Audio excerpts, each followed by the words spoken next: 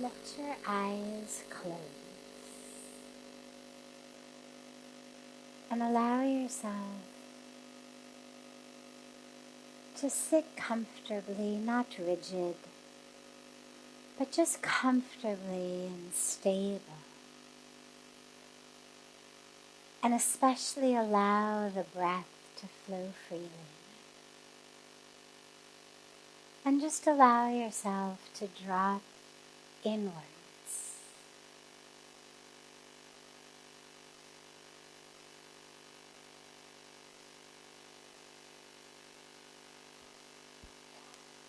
As usual in our meditation, begin by drawing that awareness away from the constant movement in the outside world. Draw that breath away.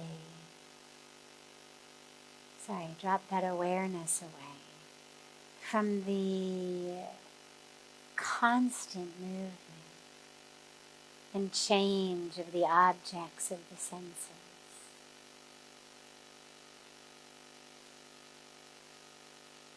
Draw that awareness away from the ups and downs of the thoughts in the mind, the fluctuations of emotions and feeling states. Just draw that awareness away from all of that and bring it into your breath. Just allow yourself, there's nothing to do. You're simply being aware. That's just it. You're just aware. Just aware of the breath fully. As it flows into you and flows out of you.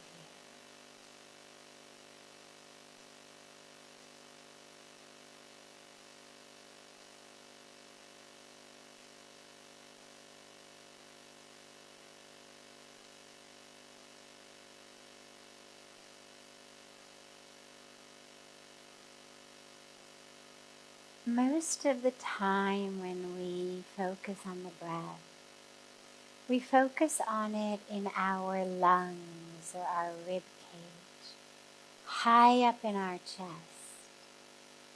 But instead of that, allow yourself to focus on the breath very low down in your abdomen, below your belly button.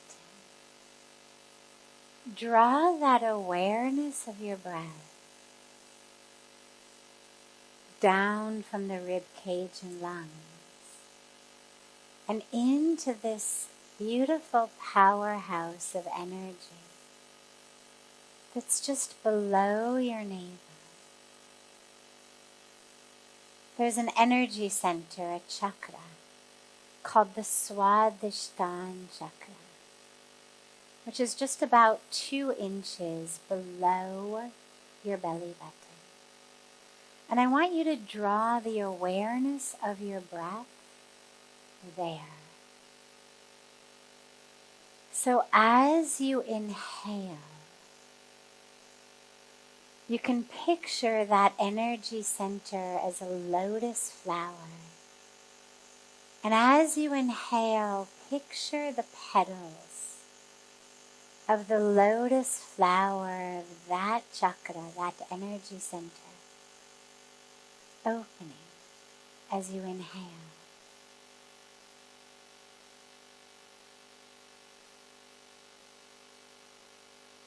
And as you exhale, just allow yourself to drop back into that center. The Sanskrit word Swadhisthana literally means the place of the self. Swat is self, stan is place. So Swadhisthana is place of the self. So allow your awareness to be anchored into your breath at that Swadhisthana chakra. Take the inhalations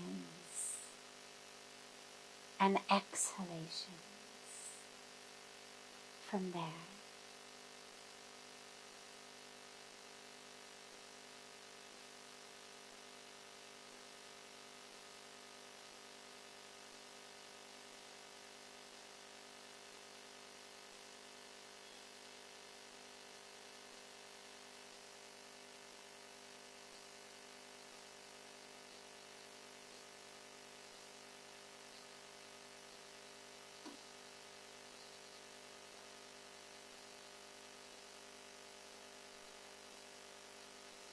If the mind wanders, don't worry, just bring it back.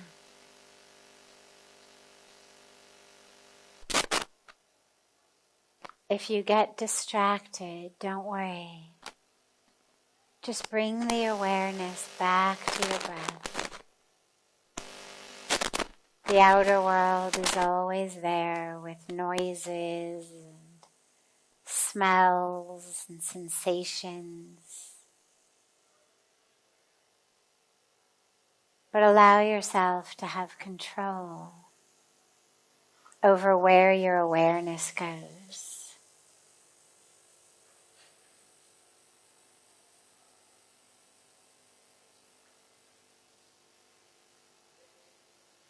Bring it back to the breath.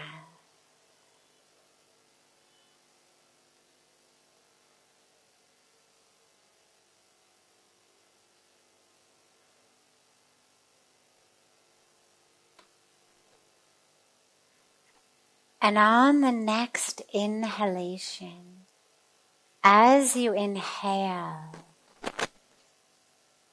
allow that breath to rise.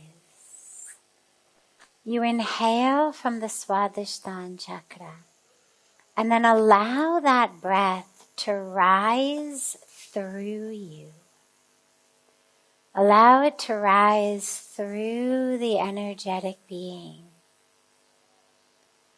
all the way up until it gets to your third eye center, what we call the Agya chakra, just between the two eyebrows. And then exhale and let it drop back down. So on the inhalations, the breath is rising upward from the Swadhisthana chakra, low in our abdomen, below the belly button. And on the inhalations, it's rising from there all the way up to the third eye center between the eyebrows. The Agya chakra. And on the exhalations, it drops back down to the Swadhisthana chakra. So take some inhalations and exhalations at your own pace.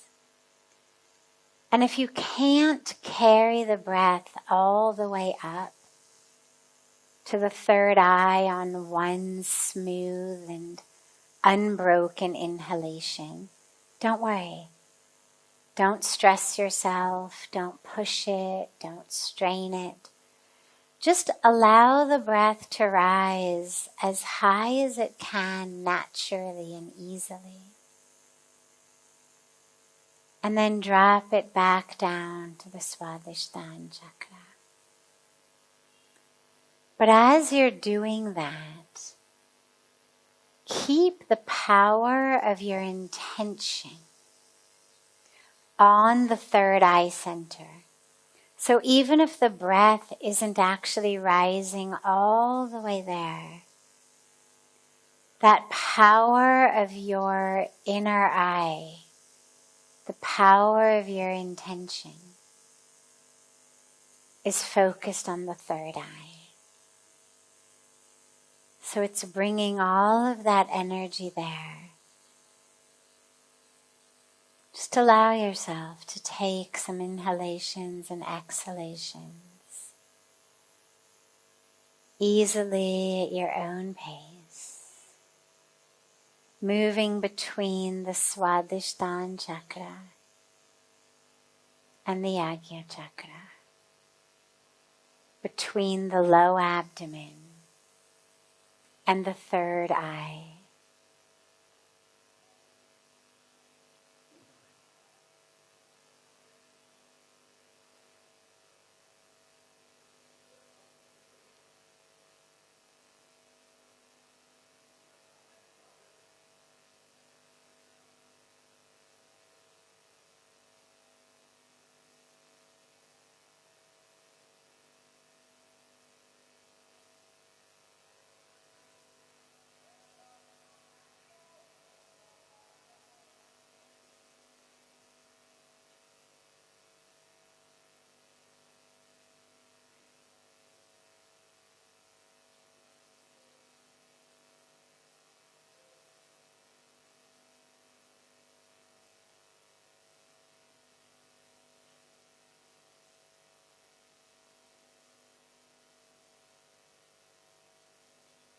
Slowly and gently, bring the palms of your hands together at chest level and rub them gently against each other.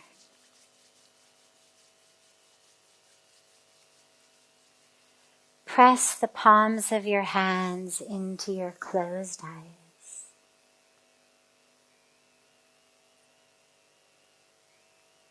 Slowly lower the hands and open your eyes. Welcome to Satsang. It's a very powerful meditation, and it's one I would really recommend practicing. It's very difficult right from the first go to get the breath slowly and smoothly, unbroken, up here. Don't worry about it. Even if you can just get it to here, however high it comes naturally and easily, just bring it there. What you'll notice over time of practicing is it will rise higher and higher. But as long as the intention is here and that power of the inner eye is here, then it's drawing the energy up, even if the breath itself isn't able to come up so high. So it's a really powerful meditation for opening up the third eye, that beautiful, sacred, divine sight.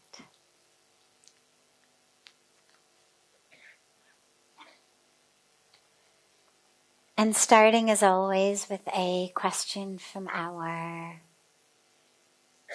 beautiful family joining us through the gifts of technology, or from those who are here who have given in questions that they didn't want to raise their hands and ask in person. And then we will open it up to any questions that anyone here might have.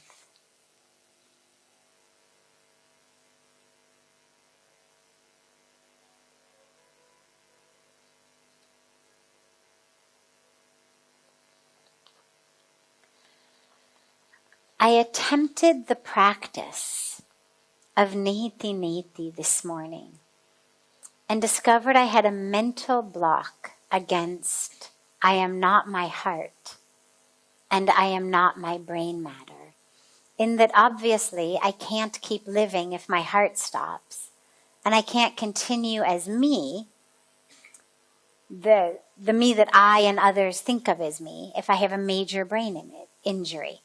I had an awakening experience in which I learned that of course I'm not either of these things. I am infinite creator and creation all. But as I'm trying to find my way back to that knowing, I got stuck here today. So a couple of days ago, this question arose out of a discussion we were having a few days ago about the practice of Neti Neti, which is a very powerful meditative practice, but one that I also suggest you do during the day, even when you're not seated with your eyes closed, which is a practice of literally saying, not this, not this. Now, the seated eyes closed practice, as I was describing, is one in which we go through bit by bit of what we're not. I'm not my clothes, I'm not the skin, I'm not the blood, I'm not the bones, I'm not the organs. You do it more slowly, but since I'm just recapping, I'll go through it quickly. And then slowly you get to, I'm not my organs. And then eventually you get to, I'm not my thoughts, not my emotions, not my memories, because I know that I'm not a brain chemical. I'm not a neurotransmitter. I'm not an electrical impulse. And every single thought, memory, emotion, feeling is just a pattern of electricity and chemical reactions. So the questioner is saying, I did the practice today and I found myself stuck and I'm not my heart and I'm not my brain because A, I can't live if my heart stops, and B, if I have a severe brain injury, well then I'm no longer the person who I and others recognize as me. So we are stuck in what I would call a semantic definition difficulty of who's the I we're defining. The I that's the body, well, most definitely you are all of the aspects of the body. The I that's the body is, it's the skin, it's the color of the skin, it's the age, it's the size, it's the shape, it's all of that. So as far as the aspect of my heart, because if it stopped, I would die. Well, of course you would die if the heart stopped. You would die if your liver failed. You would die if both your kidneys failed. You would die if your lungs failed. You would die if your blood got poisoned. I mean, there's a whole host of things that could happen to different aspects of the body that would cause death to the body. But the I we're talking about is not the body. The I we're talking about is that true self. Whether we say soul or spirit or consciousness or divinity or love or truth, it's that which isn't dependent on the body. It's that which, as my body has changed so many times since I was young, it's that part which stays consistent, right? We've been saying me and I and mine. I was talking about I and mine today in Arti as the ego demons who the goddess of today, Kalaratri, annihilated. But we've had them, we've lived with them for a really long time, since most of us were really young. 2 tends to be about the age that kids start to say, me and mine, I. It's an age of autonomy. But the body has changed an infinite number of times since you were 2. Your skin cells regenerate every few days. Even the internal organs regenerate every 7-8 years. So your physical body continues to change. But there's no loss of continuity of I. It's not, I got sunburned and I peeled, and in the moment that I was peeling, that my skin was peeling, I lost a sense of I. That doesn't happen. I could have third-degree burns, God forbid, and lose most of my skin, but I would still be I. The I is that which is continuous. Liver damage, kidney damage, liver transplant, kidney transplant, peeling skin, weight gain, weight lose, amputated limb. There's nothing you can do to the body that would make me stop feeling like I. So the I we are talking about is the I that is independent of the body. So heart stops beating, body dies. But I is that which continues. In the Bhagavad Gita, in chapter 2 of the Gita, Bhagavan Krishna gives a very, very famous teaching to Arjuna about who he is. You are that. Because Arjuna, of course, says, oh my God, I could die. I'm going to kill them.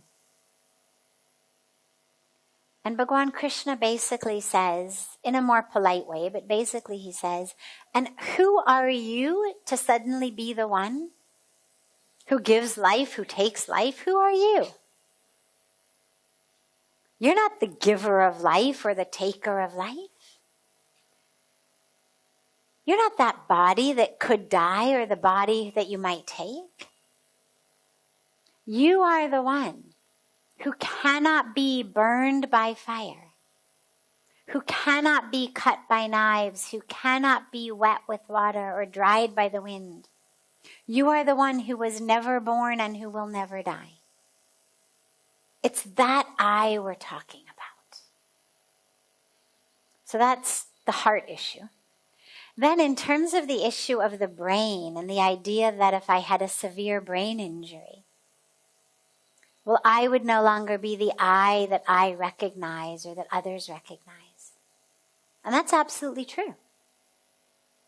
Absolutely true. I've witnessed it very personally with my mother, who had a very, very severe brain hemorrhage 2.5 years ago.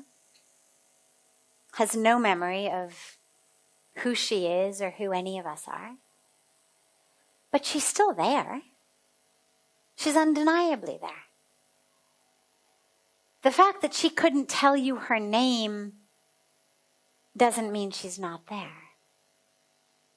The fact that she's not nearly as conversational as she once was doesn't mean she's not there.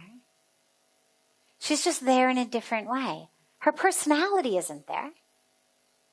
Her memory isn't there. Her agenda for me as my mother isn't there. Her memory that she even is my mother isn't there. In fact, recently we were having a conversation, because she does speak, and she was saying something about the mother. The mother is wonderful. I mean, she was just speaking very generally about a wonderful mother. And I said, whose mother? And she said, your mother. And I said, well, you know, you are my mother. And she said, really? She said, wow. So she has no idea, but she's still there. Her memory's not there, her personality's not there, but she's there.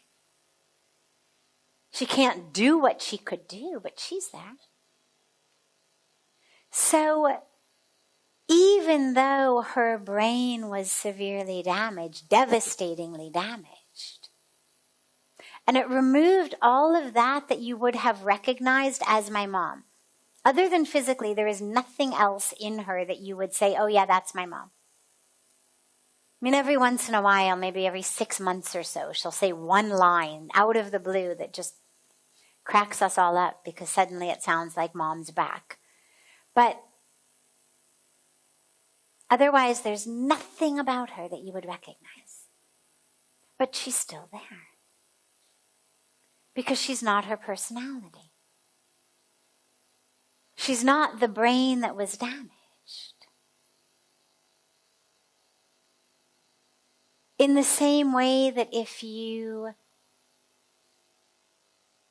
take a whole bunch of drugs, drink a whole bunch of alcohol, your brain essentially, although typically only temporarily, is really damaged. It's why people do all kinds of stupid things when they're drunk or under the influence that later they say, oh my God, I can't believe I did that. I'm so embarrassed. That wasn't me.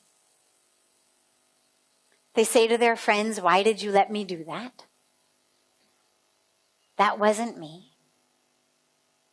Because we had simply temporarily chemically changed the brain. But the person is still there. Even acting and behaving in ways that normally they never would. Chemically damaged to the brain temporarily. They haven't gone someplace.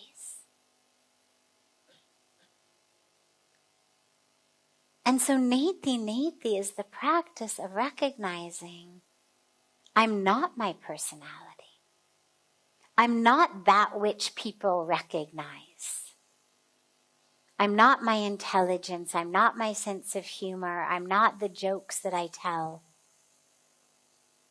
I'm not the identity. I'm not the history that I remember or don't remember. I'm not the relationships that I remember or don't remember. Who I am is beyond personality, beyond memory, beyond emotion, beyond feeling state. And that's what we tap into in that practice of Neti Neti.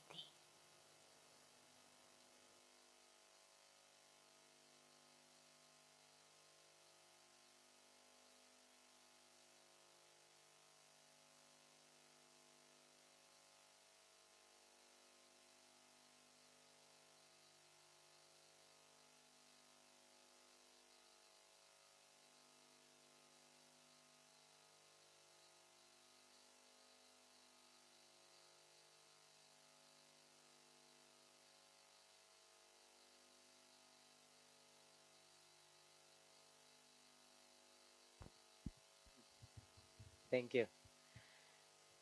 Do you believe in God? Like when you think about God and you pray, you think about God like an energy or like a person, like we read in Bhagavad Gita?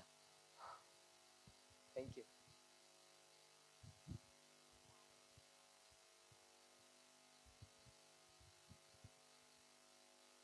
So do I think of God as an energy or a person?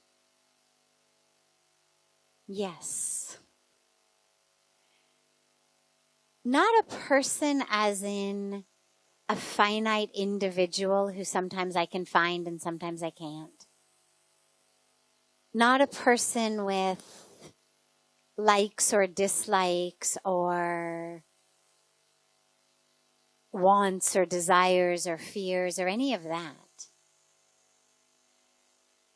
I think of God as mostly or I experience God rather, mostly as a presence that I can feel, that I can tap into. But I also love to think about God. Sometimes as different incarnations. So I love, for example, I love Hanumanji. I love Hanumanji, and especially, when you see Hanumanji mostly in the temples, not in the beautiful statue that we have, but mostly in temples, you'll see Hanumanji on one knee, just under Bhagwan Ram with his hands in prayer, just waiting. waiting for some instruction, waiting for Bhagwan Ram to need something. And I love that because it inspires me and it fills me with an energy of devotion that I feel when I sing the Hanuman Chalisa or pray to Hanumanji or see Hanumanji, that I become filled with some of that devotion, a bit of Hanumanji's devotion. And so I love to think of the divine in that way. But I also love to think of the divine in so many ways. I love to think of the divine as Bhagwan Krishna and to feel like he's driving the chariot of our lives and to just picture surrendering into that chariot, knowing that he's driving it, knowing that he knows where to go and there's no reason to be backseat driving when you've got God as the charioteer. So I love to also think about the divine in form because I find different aspects of inspiration, of faith in the different forms. But the experience of God is the experience of a presence that, yes, is definitely an energy. But when I think about energy, I tend to think of something that is sometimes less, sometimes more. You know, you think about sound, and we've got high volume, low volume, high frequency, low frequency.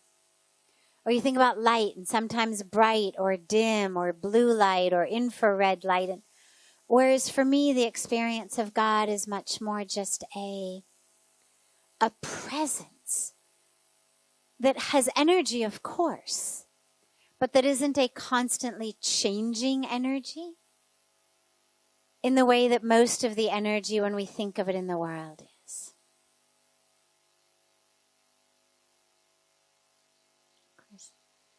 Other questions?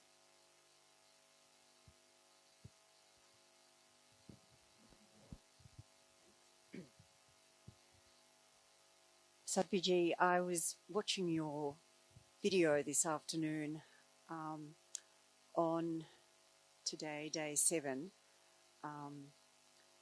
Kalaratri and her qualities, and you use the term spiritual heart attack, and I haven't come across it before, and I was wondering, without using the analogy or taking it too far, what some of the symptoms are and the treatment, and are most of us here in some sort of spiritual cardiac risk? But I was just wondering if you could elaborate on that.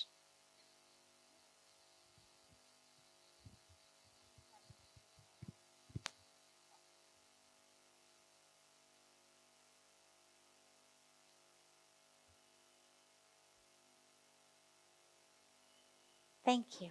Good. Yeah. It's easier not having to hold it. So,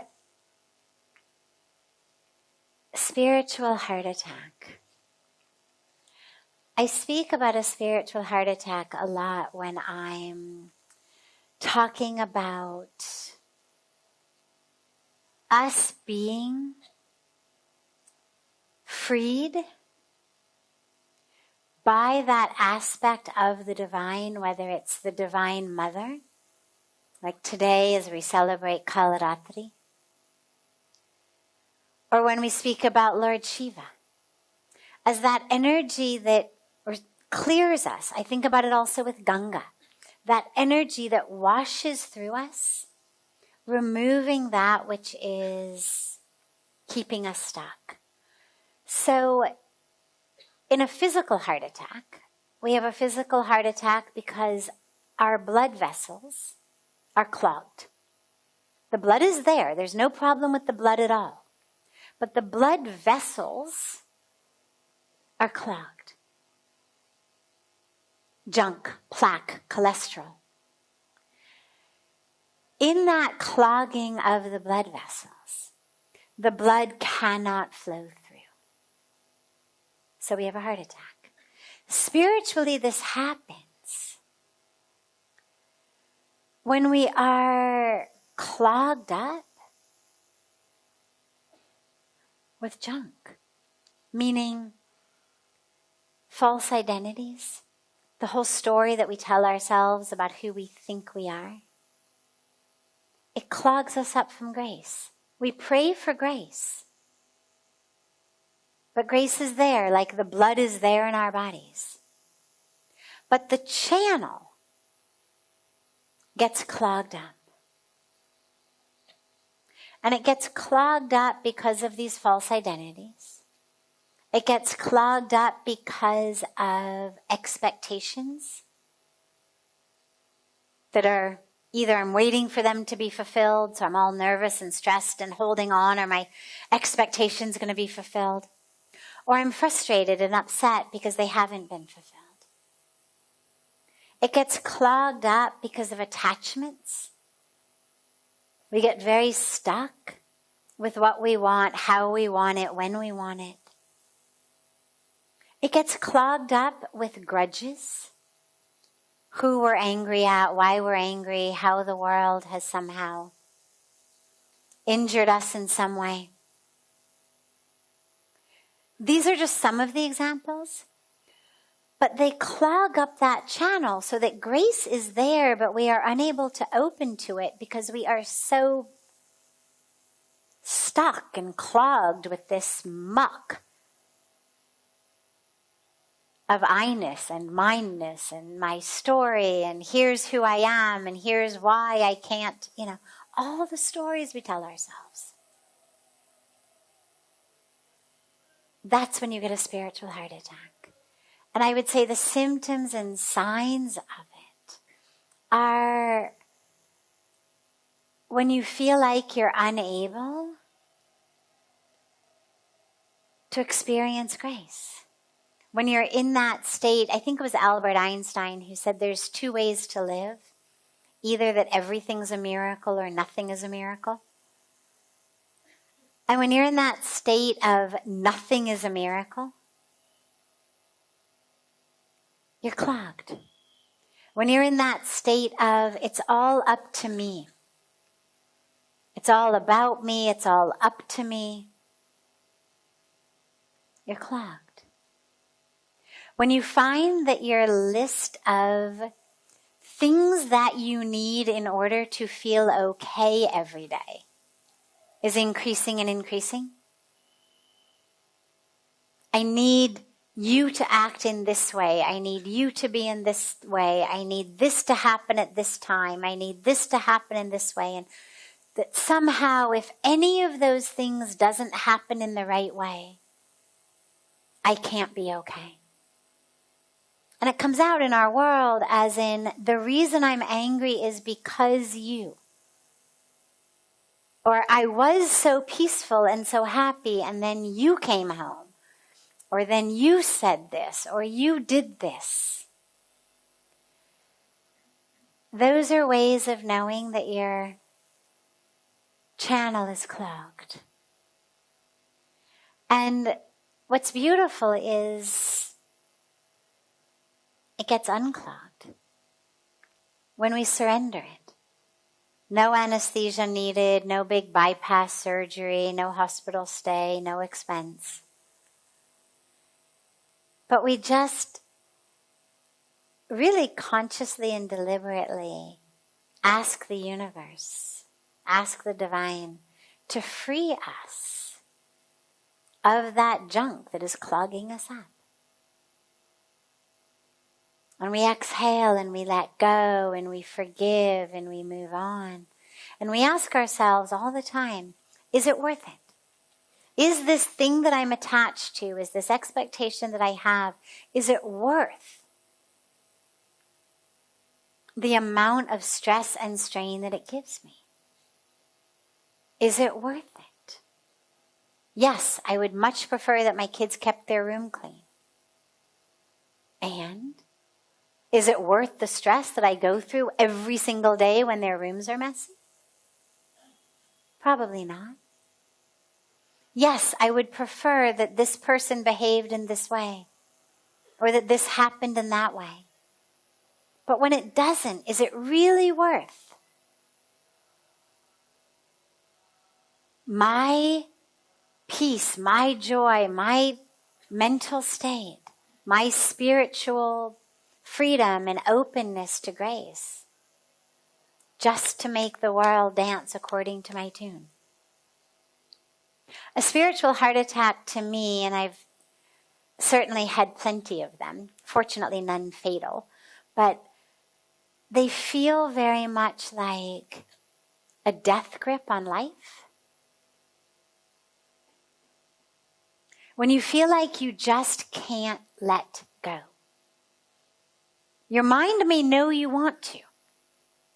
And sometimes you can even see yourself doing it. And you've got this death grip on something. Something has to be this way. And that's when you know that it's actually your own life you're suffocating. You thought you were holding on to something that someone else or the universe was going to do. But eventually you realize, oh my God, that death grip that I've got is actually on my own life. It's me I'm suffocating. And so you let go. Yes. Mike Vapastinanko.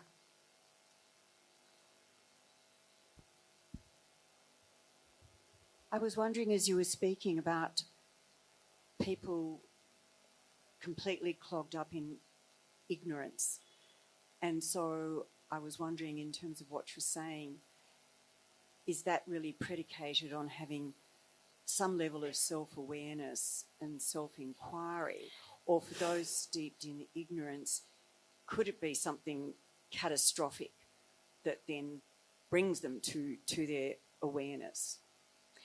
Yeah, great. So we do first have to be aware that we're clogged in order to be able to let it go. And yes, as you say, sometimes it's something catastrophic. Sometimes the thing that wakes people up is tragedy. And it's why you will so frequently hear people who have survived some kind of terminal illness or awful accident or something will say things like, while I'd never wish it on someone else, I'm actually really glad that it happened to me, because due to that, my whole life has changed. Due to that, I have actually realized how to let go. I've realized what's important. But without that, yes, you absolutely do need a sense of awareness. A sense of, I'm suffocating. And, I've just given a lot of symptoms. But unfortunately, as with a physical heart attack in many cases, we only know it's there when we start suffering. It's a very rare soul whose blocked arteries are diagnosed before they have a heart attack. Mostly it is the suffering that actually takes us into the hospital.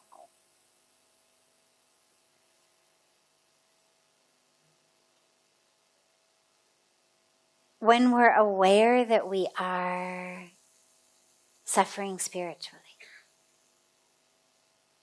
which we become more and more aware of as our lives go on and we get deeper and deeper in our practice, then we start to realize how much we're suffocated inside, and you start to let go and let go and let go and let go. And it's a beautiful, beautiful, beautiful practice. Wonderful. Yeah, last question in the back.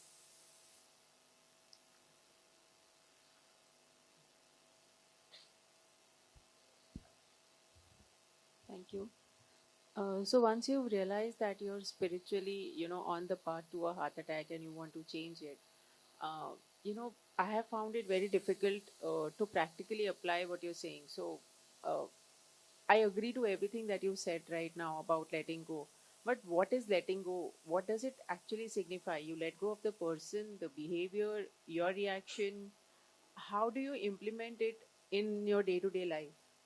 Great. So when we really know we need to do it and we want to do it, how do we begin? How do we implement it in our daily life? Remembrance.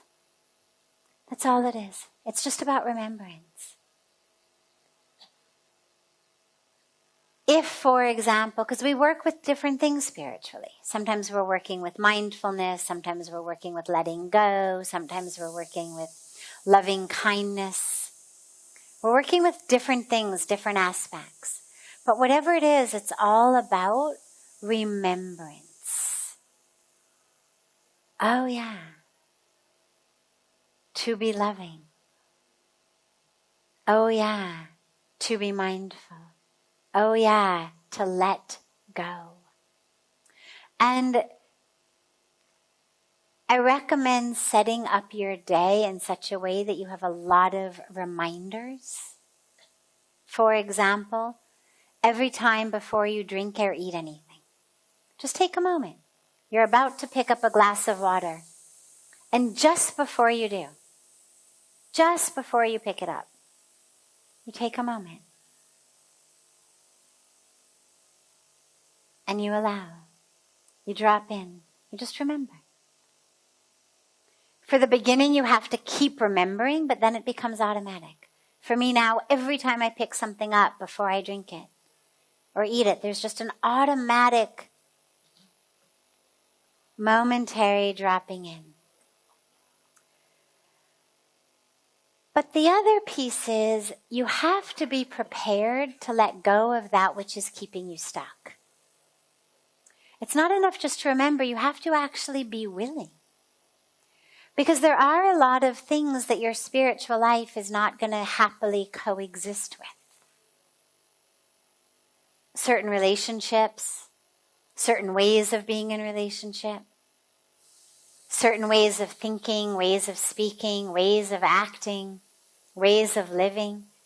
So you've got to be really, really, really clear that this is what you want. Because otherwise it's going to be very difficult for you.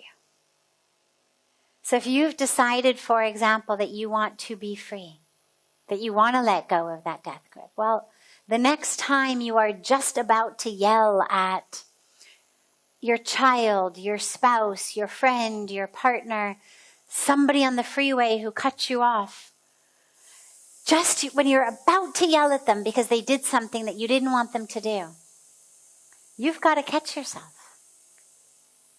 And you've got to make a conscious decision. I'm going to exhale and let it go.